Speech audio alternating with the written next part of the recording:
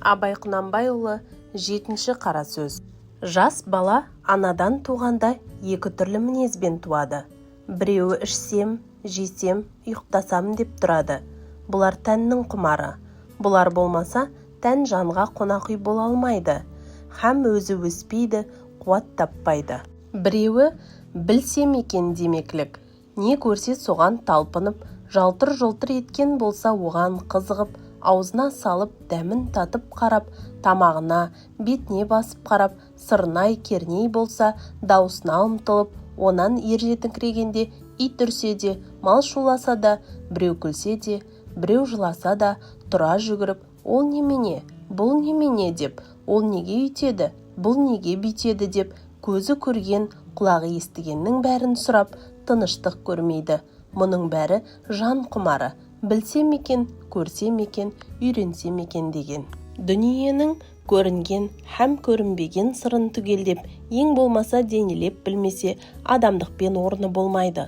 Оны білмеген соң, ол жан адам жаны болмай, хайуан жаны болады. Әзелде Құдай тағала хайуанның жанынан адамның жанын ірі жаратқан, сол әсерін көрсетіп жаратқаны, сол қуат жетпеген, ми толмаған ессіз бала күндегі бұл немене, ол немене деп бір нәрсені сұрап білсем екен дегенде ұйқы, тамақ та есімізден шығып кететұғын құмарымызды ержеткен соң ақыл кіргенде орнын тауып ізденіп, кісісін тауып сұранып, ғылым тапқанның жолына неге салмайды екеміз?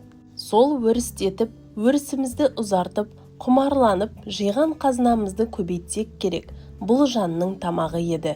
Тәннен жан артық еді. Тәнді жанға бас ұрғызса керек еді. Жоқ, біз олай қылмадық. Ұзақтай шулап, қарғадай барқылдап, ауылдағы боқтықтан ұзамадық. Жан бізді жас күнімізде билеп жүрген екен. Ер жеткен соң, күш енген соң, оған билетпедік. Жанды тәнге бас ұрғыздық. Еш нәрсеге көңілменен қарамадық. Көзбен де жақсы қарамадық. Көңіл айтып тұрса сенбедік. Көзбен көрген нәрсенің де сыртын көргенге ақ тойдық. Сырын қалай болады деп көңілге салмадық. Оны білмеген кісінің несі кетіпті дейміз. Біреу кеткенін айтса ұқпаймыз.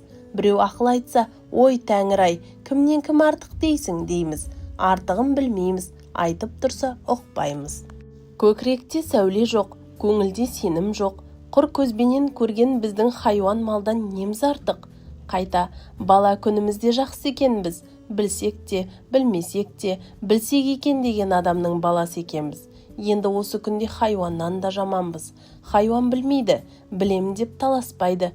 Біз түк білмейміз, біз де білеміз деп надандығымызды білімдікке бермей таласқанда, өлер тірілерімізді білмей, күре тамырымызды адырайтып кетеміз. Ұлы Абай атамыздың қара сөздерінде қаншама мән, мағына бар. Бүгінгі шығарылым ұнаған болса, лүпіл қалдырып пікір жаза отырыңыз.